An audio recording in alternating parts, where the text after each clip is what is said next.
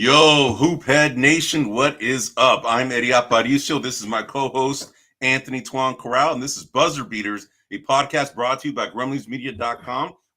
We specialize essentially in NBA talk. So every week, we're going to go ahead and walk around the NBA a little bit, and then we're going to go ahead and dovetail into the Warriors, right? You can see we have the emblem over here. Tuan's doing his run TMC. So every week we're going to go ahead and go over the NBA first, and then we're going to go ahead and go into the Warriors. So one question I want to ask right from the beginning, man. Have you seen the Detroit Pistons, man? We talked about them last week. I've been watching them here and there, They won 13 in a row, and I think they were playing tonight. They could be going on 14 in a row. The Boston beat them, I believe. Boston beat them. So the 13-game winning streak, right? Yeah, so holy mackerels. Oh, man, this team is on fire right now. And the impressive thing is they've had starters go in and out throughout that streak. It hasn't been just Cade Cunningham. Cade Cunningham was hurt, right? So and then he came back. Isaiah Stewart was hurt. He's coming back. Tobias Harris was hurt. He's now back. Jaden Ivey was hurt. They're back. But I got to tell you, man, this team is for real, man. I mean, let me ask you, do you think they're going to be the team that comes out of the East, man? Are the Detroit Pistons for real? I still want to say it's a year too early. Yeah. I'm thinking, to me, their best case scenario is they get to the Eastern Conference Finals and lose. Obviously their best case scenario is to win the whole thing. But what I'm saying is, given their development and where they're at, for me, if they're able to get to the Eastern Conference Finals and lose, that's still that they're ahead of schedule to me. But that's good. But could they win the whole thing? Absolutely. If they keep playing the way they're playing, yes. Well, they had they had a 13-game winning streak, but they weren't the only ones that were on a streak. The Toronto Raptors had also won 8 in a row, right? And they're playing tonight too. We haven't really talked about the NBA Cup because the NBA Cup is going on right now. Correct. And I got to tell you, we haven't really talked about it much. But do you think the Cup is here to stay, or do you think that thing's kind of waning a little bit? No, I think it's here to stay. Although I don't know if you saw, but I know we're not talking about the West, but Luka was complaining about the way they paint those floors for the color. Yeah, they're bright, man. Some of them are really bright. Some of them are out there. Although the one the Warriors had when they played, Utah, that was nice. I like that floor. That was looking nice. But I mean, here to stay.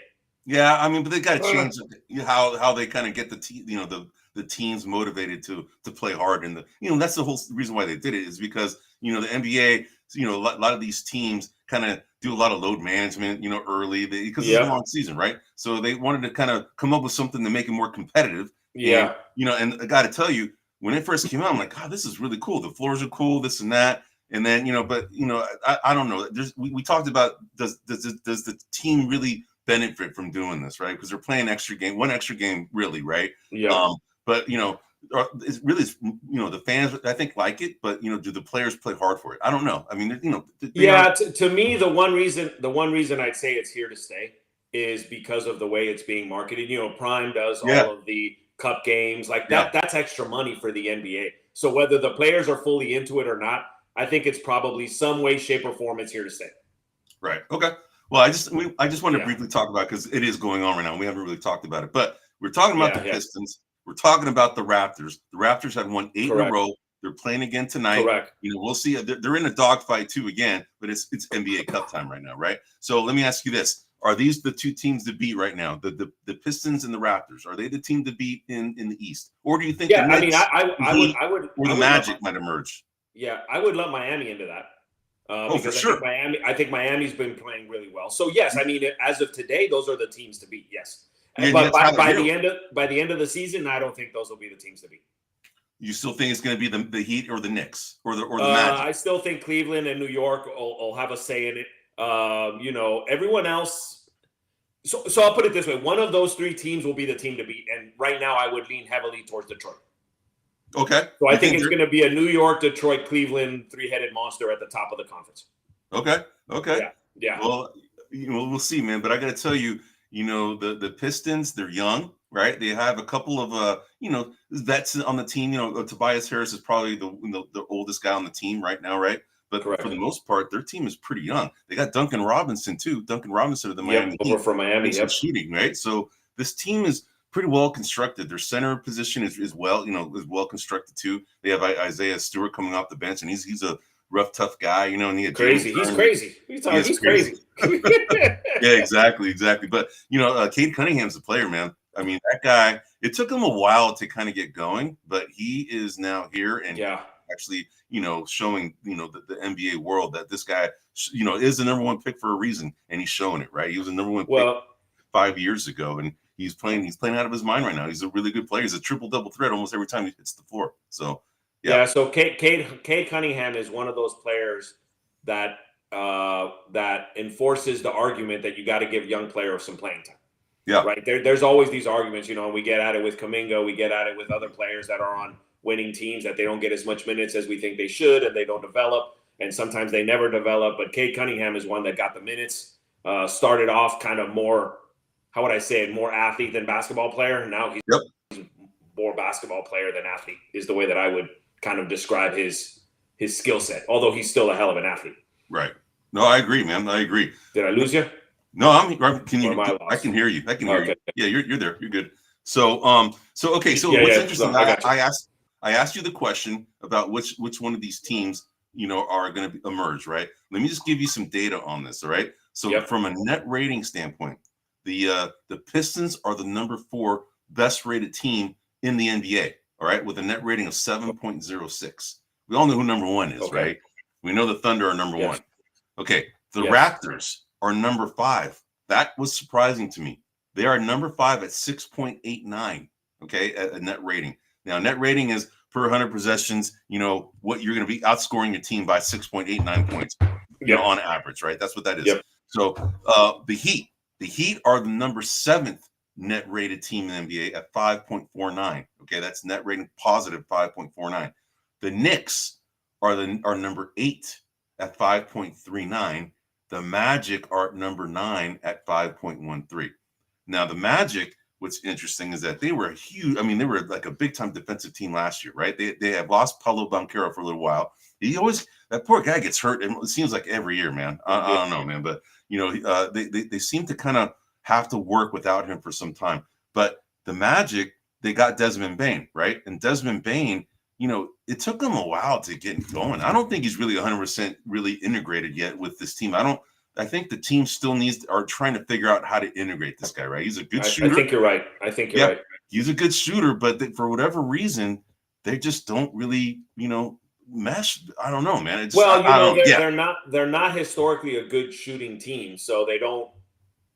You know what I mean? Banchero attacks the hoop. Wagner attacks the hoop. They're kind of, I don't want to say they're inside out. I mean, they shoot a lot of threes, or they have historically. They're just not very high at it. And so I think that, they're trying to figure that out. I think, to your point, I think they're trying to figure out how to implement a natural 3-point shooter. Yeah. Yeah. And that's the thing is that, they really don't have shooting, like you mentioned, right? Desmond Bane pretty much is probably their best shooter on the team. Although Franz Wagner is a decent shooter, but he's streaky, right? Paulo Banchero is also kind of one of these. He's a scoring type. He's just not like a shooter, right? Yeah. They have Tristan Da Silva. He's also kind of like a streaky type player as well. Yeah. You got Wendell Carter, who's the center. He's he can shoot the 3 as well, but they're not all consistent, right? They're not consistent 3-point shooters. And Desmond Bane was supposed to be that guy. So, let's give it some time. I think that this team is emerging, right? When they played the Warriors, the Warriors, we'll get to the Warrior talk in the second segment, but when they played the Warriors, you can see this team is going to be a problem once they start getting, all their, Paulo Banchero back, right? I mean, that's their main issue, right? They don't have Banchero on the team. He's the best player on that team. And any team that doesn't have their best player is going to have to adjust and sometimes struggle in the outset, right? So, all right, man. So anyway, so any other parting thoughts on the East before? Well, actually, just you mentioned, and I was trying to count there. Go ahead. No, go ahead.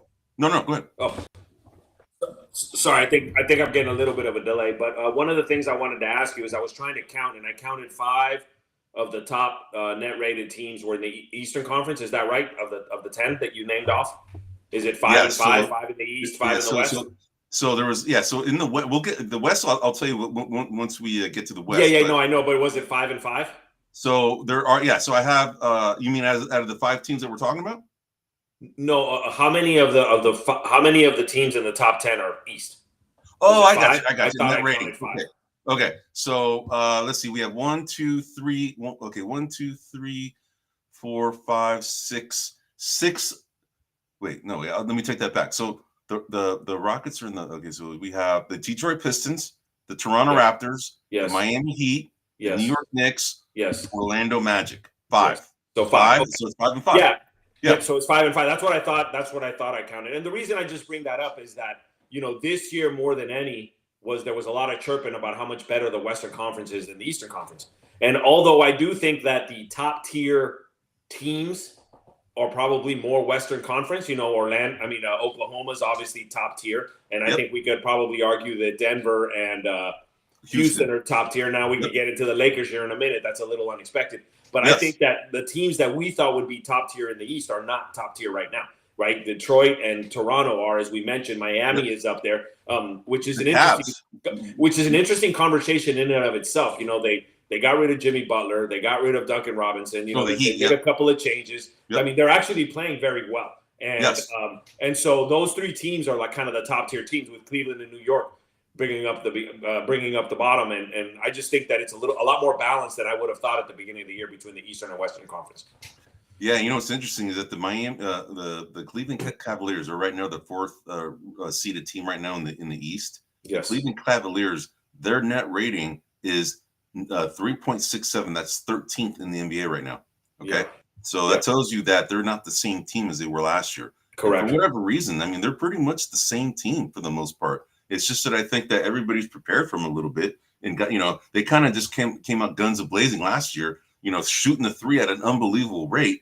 And it doesn't seem to be happening at the same clip as last year. So, but that's interesting that they're the 4th seeded team and they're the 13th net rated team in the NBA. Yeah. So, okay. So before we go to the West, what I wanted to ask you about is, hey, what happened to the Bulls, man?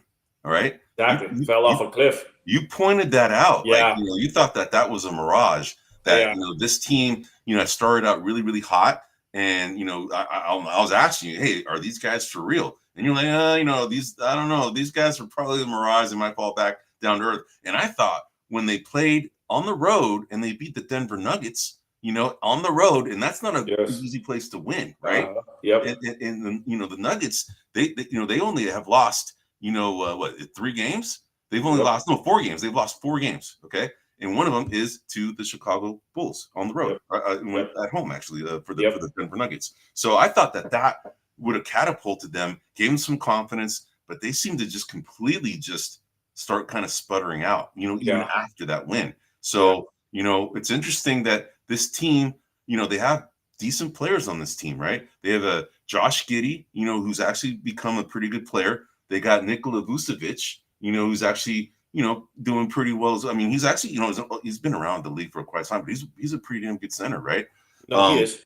Yeah, you got Kobe White, who actually had been hurt for a while, right? But he had a calf strain, but he started getting reintegrated on the team. Then you have Bucelis in his second year. Bucelis, then you have Ayo Dosunmu, who's kind of like a defensive wing defender type. So I thought this team, was actually on the rise, but they have dropped, man, and I don't know. So I don't know if they're going to recover, or if this is just what we saw in the very beginning was just a mirage, or if this is what we're seeing right now is really what they really are. So one of the reasons I felt that we're a little bit of a mirage is because all the players you named are good, but they don't have a centerpiece. None of those players are a centerpiece. Like standout players. Yeah, like the man on the team. They're all just really good players, and I think that they're missing that one kind of piece. So that now to what I said, I also said that I thought Philly had more staying power than Chicago. Yes, Philly's fallen off a cliff as well. But my concern was the return of Embiid and what it does to the kind of the flow of their team. And the thing is he hasn't come back. And now you got Edgecombe, he got hurt, so he's been out, a few games so far. So, and then they have Paul George, he's come back. Then he's on a minutes restriction, and he didn't play. I think they played yesterday and he didn't play, right? He was a scratch. So, so the other team I want to bring up also are the Bucks. Okay, now Giannis Antetokounmpo he's going to miss probably maybe another week. Although there was kind of speculation that he was amping up his workout, and he could return as early as tonight, but then he was a scratch. But this team without Giannis is going to be in deep trouble. I mean, right now, if you look at where they're at right now, they're right now the 11th seeded team at 8 and 10. Okay, 8 and 10, yep. and they've lost 5 in a row. Okay, yep. And it's all in coincidence. It's when Giannis is not really playing right now, right? No, Giannis is their whole. He's their whole team, man. He's their Seth. Yeah. Exactly. Yeah. So the whole speculation is that the Bucks, the Giannis is a very, very loyal kind of player, right? And there's a lot of speculation that he's going to get disenchanted because he wants to win again, right? He has that one only championship, and and then the team got kind of reconstructed. Chris Middleton's gone. You have Brook Lopez is gone. They're kind of they brought Miles Turner on the team. They have Kyle Kuzma, who's new addition to the team. You have now AJ Green, who's kind of been inserted into the starting lineup. They have a bunch of just the guys. Just I use Charles Barkley's term, right? They do. They're missing a deep threat. They need somebody who could shoot. When Giannis is kind of driving down the hole and dishing it, he used to have someone like a Brook Lopez, a Chris Middleton who could shoot. Right? Who could shoot the three. A Damian Lillard or a Drew Holiday.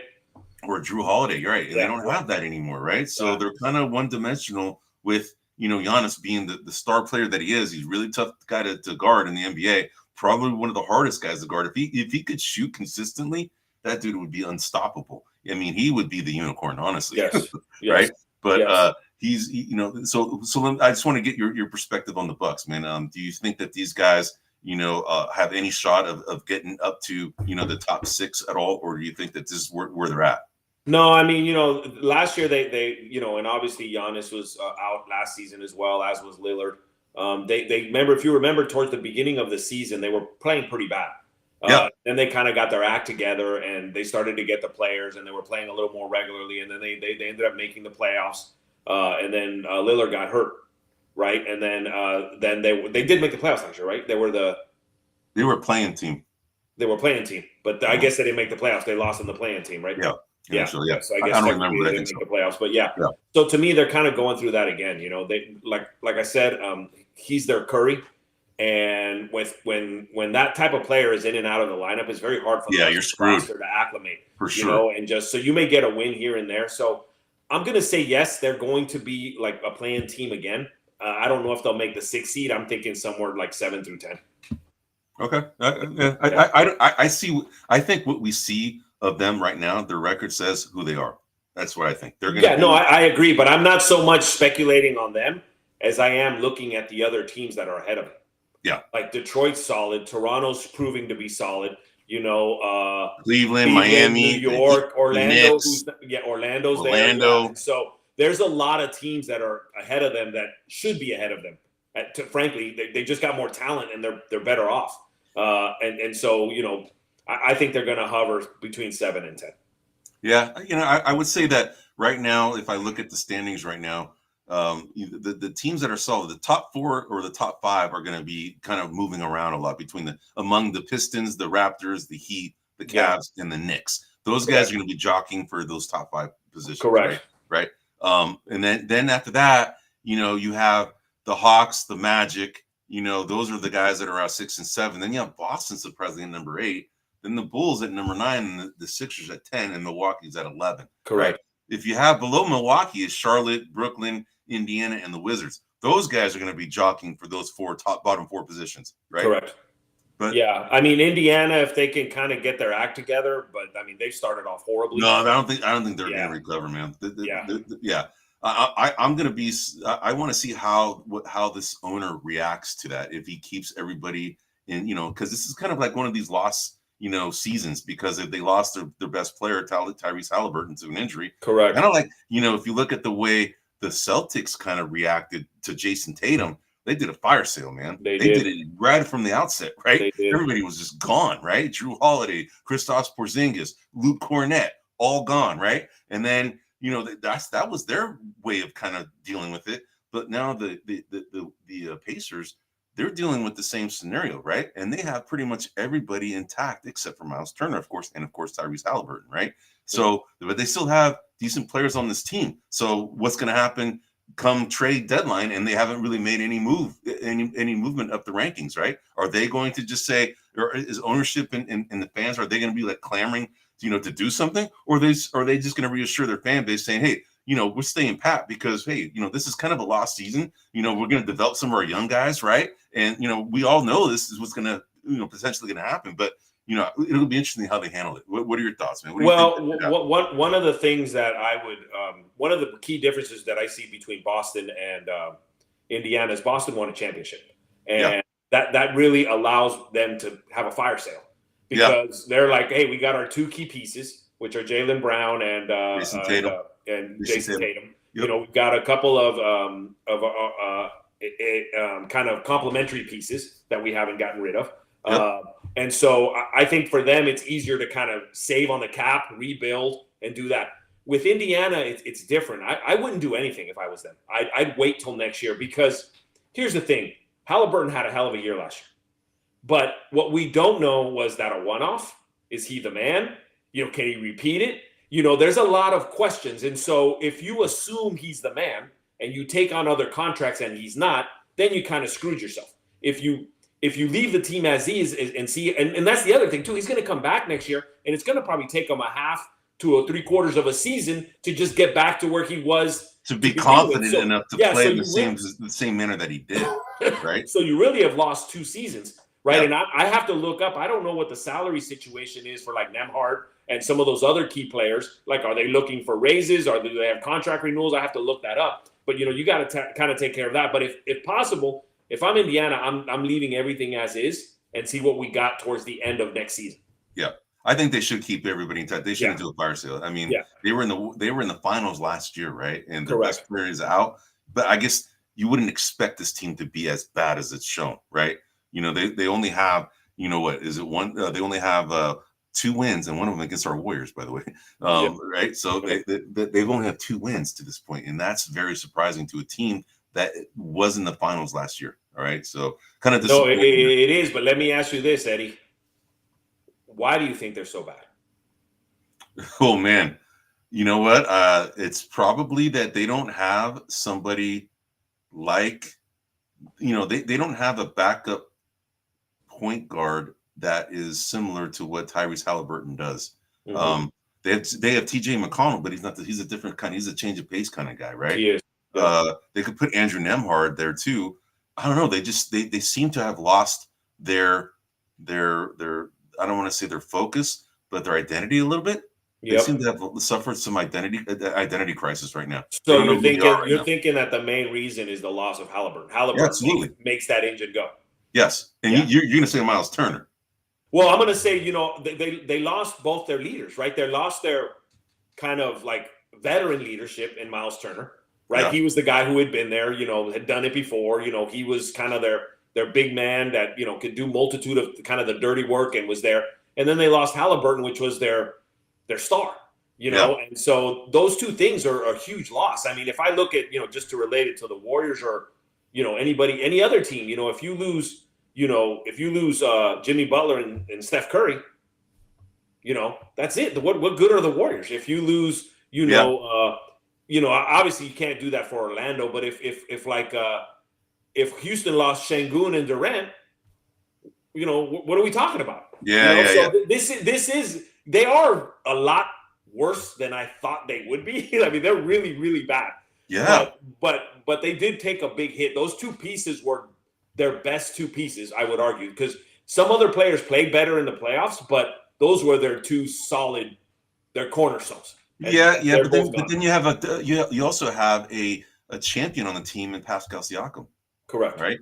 You would think that, having him, having, Neesmith, having Nembhard, having McConnell, having, Isaiah Jackson, who came back from an Achilles last year. I'm sure I'm missing a few others, but these are the guys, right? Ben Mathurin. Okay. Yes. So these are all good, decent players, man. They're not. No, I agree. But if you remember with Siakam, the year after they won the championship, Siakam was kind of a shell of himself, which is really why he got traded. You know, he wasn't really. So he seems like a player that's emotionally tied to how good the team is. You know, if the team is better, he does better. If the team is kind of crappy, he kind of falls. Like he doesn't lift the team up, is what you're saying. Yeah, he doesn't. He just kind of follows suit. So when they win, he helps, and when they suck, he helps. You know, like makes them worse. You know, that's interesting. Yeah. So I mean, I'm just looking at historically at what he's done, because when Toronto, after Kawhi left, they were okay for a year or two, and then they just started to get worse and worse. Yeah, no, that's a good call, man. Yeah, I like that. He didn't really do much there. It's possible that is a big contributing factor, is that they need, once their superstar guy went out, nobody else was there to kind of help steer the ship in the right direction. And Pascal Siakam is that guy. He should be that guy. But, he might be just one of these types that doesn't want to assert himself as a leader. He's kind of always been the other guy, right? Not necessarily the leader.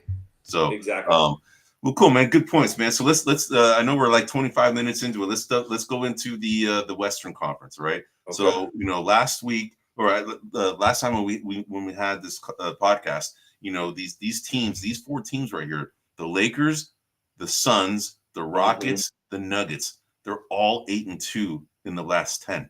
Okay, now which one of these guys are for real, or which two are all these guys for real, or do you think that? It's a mirage. Let me ask you that. Which is a mirage here? Two, I'm confident. Who's the mirage? The Suns. The Suns are the mirage. Okay. The Nuggets and Rockets are for reals, and the Lakers scare me. Okay. What's interesting from a net rating standpoint? Yes. Okay. The Rockets are number 2 at 11.48 behind the Thunder. Okay. And we know they're the second best net rated team. So the Thunder's net rating team is 16.96, dude. I don't want to talk about them no more, man. 16.96, man. Okay, the Rockets are 11.48. Okay. Then after that, and again, they're the number 2 rated guy. The number 3 net rated team in the West amongst these 4 teams are the Nuggets. Okay. They're at number 3. They're when I mention number 3, this is all NBA, including the Eastern Conference. So they're the top. Those 3 teams are the top 3 teams. Yes, Thunder, Rockets, and Nuggets net rating in the entire NBA. Okay. Yep. But the Nuggets number is 10.22. They're at number 3. Okay, net rating. The next one after that on the list are the Suns, bro. Okay. Yeah. The Suns are number 12 at 3.84. So that's interesting, man. I would have never thought. So if you were to and the Lakers are number 14 at 3.62. All right. So if you're going to say the Lakers scare you, well, their net rating isn't showing that they're that dominant of a team. Okay. If you look at the Warriors, just for comparison's sake, because this is our team, the Warriors are number 16. They're at 0.94. They're not even a point. Okay. But they're positive. They're just barely almost a 1, right? Net rating. Right. So it just gives you an idea, like, relatively speaking, net rating is a good barometer of how good a team really is. It is. It just is. This, from a metric standpoint, this is probably the most accurate thing, honestly. So if I were to go, if I were to go ahead and ask you that question again, and having given you this data, who would you change your mind on who the mirage is? No, I wouldn't, simply for the reason. Well, the Rockets and Nuggets, they are where I thought they would be. Right. Okay. In the top 3 of the NBA. That's where I thought they would be. The reason that I give the Lakers some slack is that they've had a lot of missing pieces. LeBron's only been back for a couple of games. Luka would miss some games, right? So they were trying to figure something out in the middle of all of this, which, you brought it up, I want to say last week or the week before. You're like, hey, it's giving them an opportunity to grow. Yes. And then I, the pessimist, was like, yeah, but I think once Luka and LeBron are back, they may mess that all up. Well, I watched the Clipper game last night, and they didn't mess it all up. They are very much spreading the ball. They are playing. I mean, Luka's still Luka, but LeBron is kind of, and I don't know why. I don't know why I doubt this, but LeBron is seeing where he fits and making it work. Yes, like you can see that he's deferring, man. Yes, he's not only deferring, but where it goes and who it goes to, and so that's kind of scary to me, because that's why I would say that even though the net rating is better on the Suns, the Lakers are on an upswing. And so the Suns, I'd have to kind of look at their schedule, who they played, a couple of different things as to why they got to that net rating, right? And so that's why I still stick with the Lakers. The Suns are surprising, and maybe they're here to stay, and maybe I'm all wet. But to me, they're the ones that I would say are more likely to kind of fade than any of those other 3 teams, just based on what I've seen the Lakers play the last couple of games. It's interesting though. If looking at the roster of the Suns, right? Devin Booker, we know he's a multi-year All-Star guy, right? Yep. Then they have, realistically after that, they have a bunch of guys who are kind of just the guys, right? They have this guy Connor Gillespie out of Villanova. He's actually been playing point guard a lot, right? Mm-hmm. Then you have Jordan Goodwin, who's one of their shooting guards. He came from the Lakers, by the way, all right? Mm-hmm. He played for the Memphis Grizzlies before that. So he's a journeyman. Seems to have found a home here, right? Then you got the biggest punk in the NBA in Dylan Brooks, right? And that guy, he's fitting in well with this team, man, all right? Yeah. Then you got Royce O'Neal. He's been playing, he does all the dirty work, man. The guy's, I've always liked him as a player because he does all the dirty work, right? Yep. Then you got, Mark Williams as their center, right? Then you got Nick Richards, spelling him when he needs a rest, and they have also Iguodaro, he's been playing Ryan Dunn. They just have the way this team has gelled is very, very interesting. It was not, you couldn't see this happening, right? But it seems to be working, man. So yeah. So I got a hot take for you, Eddie. One that go for it. Okay, Dylan Brooks, when he played for Memphis, that was their best years. Yes. Then he goes to Houston, which was a crappy team when he went there, and they played a lot better. Yes. Now he's at Phoenix, and now they're playing better. Yes. Is he got some kind of magic formula, this guy?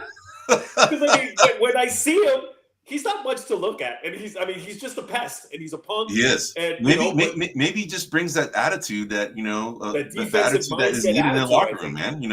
He is kind of a presence. He's a big dude. He's not small. I mean, he's pretty strong. He's a big dude, right? I don't know if you saw the tussle between him and Jimmy Butler. There was like a tussle. I saw a video about him. I don't know if it was the last game or not, but he was.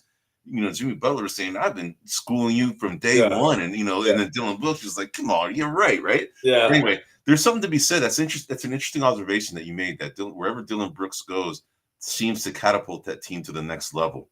And I don't know if that's coincidence or if that's causation or correlation. I don't know, right? I would probably say it's more correlation. I wouldn't have said much except that, like, I look at this Phoenix team and they're okay, but they're playing ahead of their skis right now. To me, they're playing ahead of their skis. Just based on the talent that the rest of the conference has. Right? I'm not saying they're not talented, but you put them against some of the other teams and the talent they have, and I wouldn't have them, as a higher net rating than the Lakers. I wouldn't have them, even in this conversation. But so I think maybe he brings a defensive mentality. He brings kind of bully ball attitude. Where we're not afraid of anyone, like I'm willing to challenge anyone, and maybe that empowers the players. Maybe I don't think there's anything from a skill set that he brings that changes these teams, but I'm thinking there's something from a mindset that he brings that changes these teams. I don't know. It's possible. I mean, it's a very interesting observation that you made. He is a good player, though. I don't want to say that he's not a great player. He's not. No, he's a good glue guy. Yeah, that's all the dirty work. He's like Pat Bever. Yeah, he's a nuisance, he's good, man. Like Pat Bev was good. But he's a good defender, man. Yes. He defends at an elite level, man. Honestly, He really is. He is a bigger version of Lou Dort, really. Yeah. Because Lou Dort is like a pest too, but he doesn't have the attitude. Lou Dort just goes out there and is like brings his lunch pail and goes to work and is quiet about it. He doesn't start quiet about it, right? And this guy is all about trying to get in your head, right? And that's part of his panache, right? So So anyway, man, so good observation. So let's go on because we're kind of getting close on time. So the last segment I want to ask you about are the Mavs and the Clippers. These guys, can they recover, man? Are we seeing who they are, or is just kind of like an anomaly right now? It's just, we know the Clippers are the oldest team in the NBA, right? And they had last year they took the Nuggets 7 games, man. All right, this team is good. They were good. All of a sudden. They seem to have fallen apart. Is it just age, or what's going on? And the Cavs, we already know about them, right? They fired Nico Harrison, right? And now they have Cooper Flag playing point, and Anthony Davis hasn't been back in the lineup for a long time. He's missed a lot of games.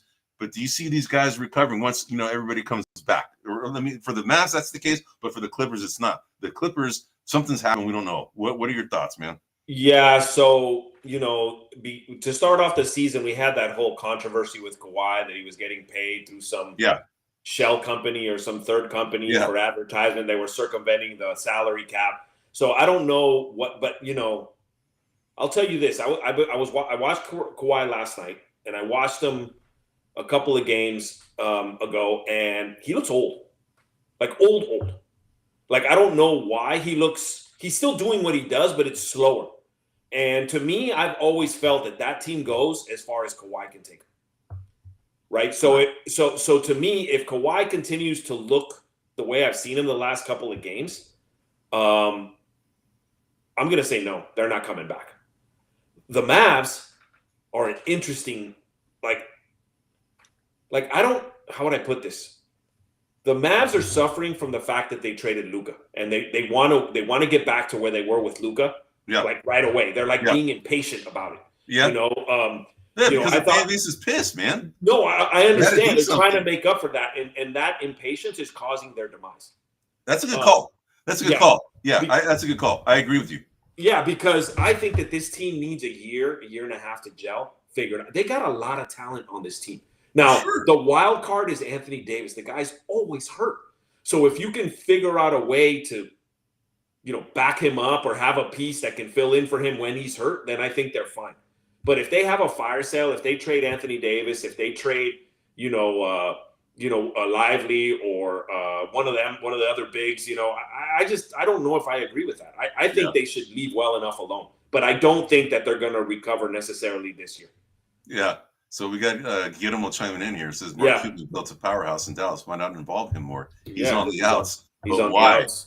Yeah, he's probably he sold his piece, right? I think he's still a minority. I'm not sure if he's still a minority stakeholder in the team, but the majority of it is no longer his, right? But he's still, the guy did do a very good job as an owner. We got he did.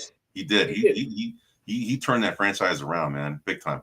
And he understood the fundamental rule, which is stars get paid. Yeah. He understood that rule through and through. And one of the reasons they let Luka go is because the organization didn't want to commit that much money to a player where they questioned his habits. That's why I think they did it. They're like, dude, we're going to give this guy $300 to $500 million. Yeah. And he's fat and doesn't want to come into our training. And how are we going to do that? But the golden rule is he's your star. He's the talent. So whatever he's doing, he got you to the Western Conference Finals the year Western before Conference you traded Finals. him, Yep. And so that's the talent, man, that you got to pay. Just like I remember, a million years ago, for those that are younger, when Chris Webber played for the Warriors and him and Don Nelson weren't getting along, and they got rid of Chris Webber. It's like, you don't get rid of the talent, man. You don't get rid of the talent. Yeah. I love Don Nelson, but you don't get rid of the talent. You don't get rid of I agree with you, man. Yeah, and that's what they did. They got rid of their talent, and now they're chasing their tails. And I think that their panic is going to make it worse. Yeah, no, I hear you, man. That's a good. But for this year, I don't think they recover. I'm going to say. I think that's a good call, man. Their impatience is the reason for their demise. I think that's a good line and a good quote, man. I think that's right, man. All right, man. So let's go. We're already at 40 minutes, and we still have to cover our second segment, and this is our weekly Warriors segment. So here are some of the questions, man, I want to pose to you, right? All right. First question, yes. First question, all right? Yes. Are long athletic teams their kryptonite?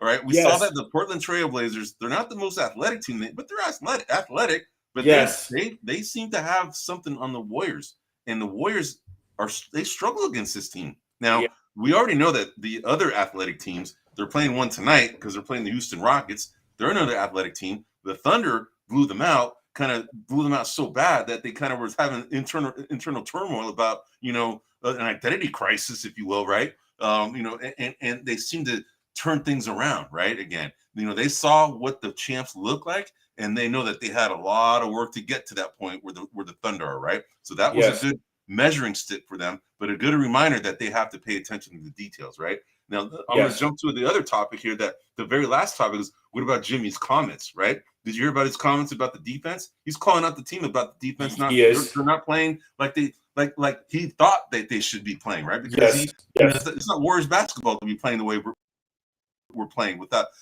so was it warranted? Let me ask you that. Warranted? Were those comments warranted? Do you think it's fair? Yeah. I mean, I think it's fair if Jimmy, as one of the key defenders in that locker room, feels like the other guys aren't giving their effort. I think that it's fair to call them out. I did want to kind of go back to, so it isn't that long athletic teams are their kryptonite, even though it is. That is, yes. But here's the thing: teams that are able to recover and prevent Curry from shooting and getting where he wants to get, that's the kryptonite. Right, when you can minimize Curry to do his thing, the rest of the team can't move forward effectively.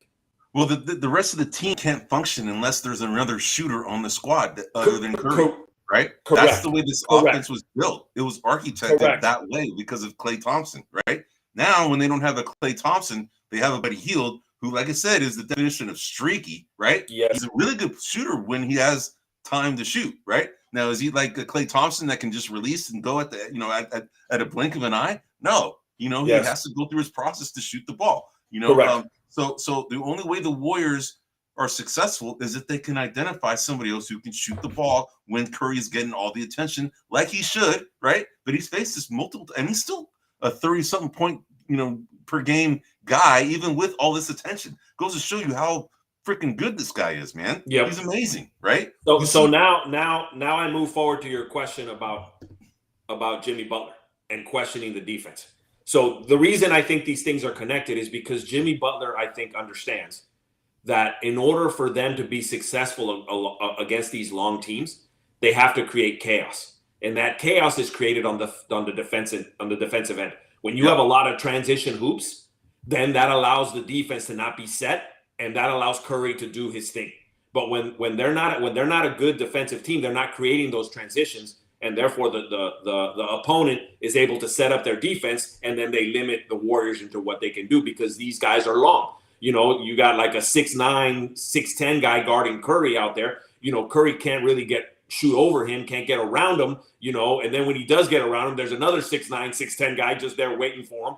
And so I think Jimmy understands that you got to create chaos, and that's got to be through tipping passes, creating turnovers, doing all of that on the defensive end. And if they can't do that, they're not going to succeed. So I think what Jimmy's really saying is, dude, our success is built on the fact that we create good defense. And if we can't play good defense, we're not going to win. Go ahead. What's interesting, bro, is that looking at their defensive rating, how they rank in the NBA, they're the 10th best team. Ranked right now in defensive rating. All right. Who's ahead of them? The Oklahoma City Thunder, of course. They're ahead of everybody. Miami Heat are number 2. The Mavericks, interestingly enough, are number 3. Detroit Pistons are 4. The Spurs are 5. Toronto Raptors are 6. Cleveland Cavaliers are 7. Rockets are 8. Timberwolves are 9. And then the Warriors are 10. This is defensive rating, right?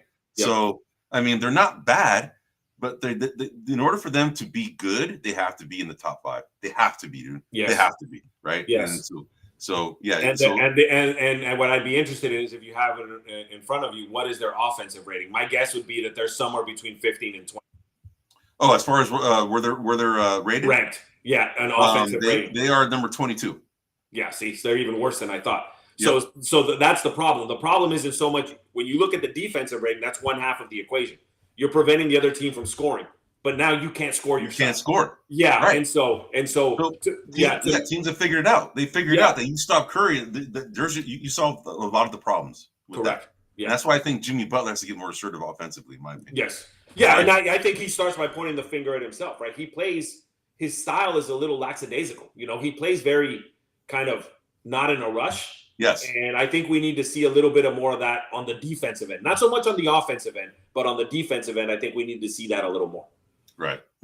All right, man. So let me ask you this. Some other questions I want to ask you. So we know Melton is about to come back. Yes. Right? They're both in Santa Cruz right now. They both got assigned to Santa Cruz. So, and then we know Kuminga has missed, this is now his 6th game that he's missed due to this knee tendonitis. He's ramping to come back and play. So who do the Warriors need more? Let me ask them, who helps them more out of those two? Who do they need more? Right? Let me ask you that. So I'll put it to you this way. With the proper mindset and understanding, they need Kuminga more. But given where they're at, they need Melton more. Because and why do you say that? Because Melton is going to understand what he needs to do better than and longer for a longer period of time than Kuminga is going to. And Eddie, I'm resigned to the fact Kuminga's gone. He's gone. You think so? Oh, I can feel it in the core of my being. He's gone.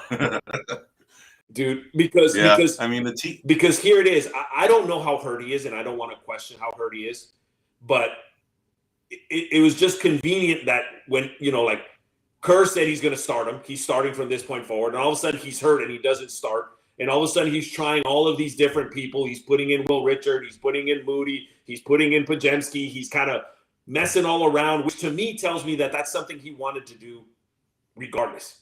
And wait, who wanted to do? Kerr. I think Kerr's trying to find a formula. And and you see it, man. He's reaching. I mean, he's trying to figure out a combination. And dude, with a team this deep, you're going to struggle with that because they are a deep team, man. They are a deep team. They have a lot of perimeter players, though. They don't have bigs, right? Well, what's interesting, Eddie, is they're deep, but they're deep on the bench. They're not deep at starter. Yeah, I agree with you. But all those guys can play. Whether or not they're like NBA rotational 6th or 7th man guys remains to be seen. Yeah. But, they have players that actually can do decent work on the court, right? Yeah. I would, Podziemski, I would probably argue he's probably more of a 7 or 8 guy on a team, right? Yep. Melton, although he's not played yet, he's more like a 6 guy coming off the bench, right? Yep. You have Horford's like a 7, 8, or 9. Who's this? Horford, yeah, I mean he's probably about a 9, right? And then you have Will Richard, who's probably realistically like a 14 or 13 on a lot of teams, right? On a good team, right? Then you got like Quentin Post. Okay, Quentin Post is a guy. I think he's played better defensively. He's not shooting the ball as good as he used to. He's not, but his defense is better. His defense is better. His rebounding's better. All that stuff is better, which is good. Which is what they need, right? So, but I would probably, given his size and what he can do on a team and shoot, I would probably put him like around a 7 or 8, in that area. Yeah. Then you got Moses Moody, right? Moses Moody on a good team is probably like an 8 or a 9 too. Correct. Honestly, right? Yeah, he's on the lower half. But that's what I'm saying is we have 3 starters on this team. We have Draymond, Steph, and Butler. Yeah. And then we're trying to fill in the other 2 spots with whoever makes sense for that game. Yeah. And my thing is Kuminga, to me, has not shown that he deserves to be that starter for every game of the season. He's also a player that is situational. Yeah, but I'll tell you that he has the skill set, to be like a starter on a bad team, right? On a good team, he's probably with the right mindset. I mean, the guy's still young, right? He's being coached up, but if he accepts the coaching, right, and applies it, he could be a 6 or 7 guy easy because he has that skill set. It's just his mind out there. He hasn't bought into it yet, 100%. But even you, 50%, right? But even you're mentioning him as a 6 or 7 with the right mindset. So he's not even a starter with his mindset being correct. So that's my point is there's only 3 starters on this team. And that's really what the Warriors need to say. We only got 3 starters. Everybody else is a hodgepodge depending on who we play. Yeah, yeah. Because none of them can do it. Moody has moments where you're like, dude, he should start. Will Richard has moments when you're like, dude, he should start. And then they both have moments where you're like, no, you need to be back on the bench. Yeah, but I got to question Kerr a little bit sometimes, man. I mean, the guy has a tough task to try and figure this out, right? And you can't argue. He's a Hall of Fame coach. He's a 4-time champion. He did well with the team that was given to him, right? And then you could argue that he didn't necessarily do the best in developing the talent around him, right? Developing guys that they drafted. Probably the only one that they did pretty well was Jordan Poole. That's probably it, really, right after that, right? Moses Moody, he's probably maybe the next guy that you can probably say he's done pretty well. Jonathan Kuminga has been in and out of the doghouse with him, But the thing is, what really frustrates me sometimes about Kevon him, Looney. Kevon Looney, right? But the one thing that really frustrates me about Kerr sometimes is that, we saw recently, maybe like around 7 games ago, where, he went ahead and changed the lineup to put Moody and Will Richard because of how well they played in garbage time in the previous games, right?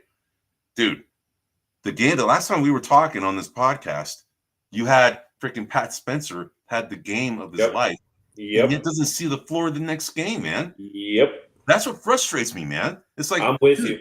Yeah, why not play that guy more, man? I mean, yep. And so here's look. Here's my argument for why I want to see Pat Spencer more. Pat Spencer's ceiling, in my opinion, is not as high as Moody's, is not as high as Kuminga's, is probably not even as high as Will Richards. Him and Pods, I kind of put him sort of equal. Yep. The difference, though, is that I think Pat Spencer's floor is much higher than all those guys. Yeah, that's a good call. And so what you want is consistency. And so to me, you put him in there and I got a feeling that you're going to know what you're going to get out of Pat Spencer. Correct. Game in and game out. But when you put in Moody or you put in Kuminga, Kuminga will score 30 points one night and not get a single point the next night. He'll get 9 rebounds one night and then get no rebounds the next. Like that, it's too fluctuating. And so you need to put somebody in there that's just going to give you consistent. And I think that's where Melton will be more consistent. I think Pat Spencer is more consistent. And of course, the other problem is that Kerr's trying to find somebody that can carry the load when older guys can't. And he doesn't have that on this team. That does not exist. Will it in a year or two? Maybe. But I don't see it. People want to make Kuminga that guy. Kuminga's not that guy. He can't do it. He can't carry a team. Maybe one day he will. Maybe one day. I mean, but I don't see it. I don't see it now. With the right mentals in him, he could be. And maybe Kerr is doing this to try and get the fire in him because we have seen Kuminga have some fire this season, right? More so than any other season. And maybe Kerr is trying to, have him, dig deep and get that part out of him because with that comes, the determination to be better, right? And maybe that's why he's doing what he's doing, man. So anyway, bro. So we are out of pretty much time for this is actually episode 65.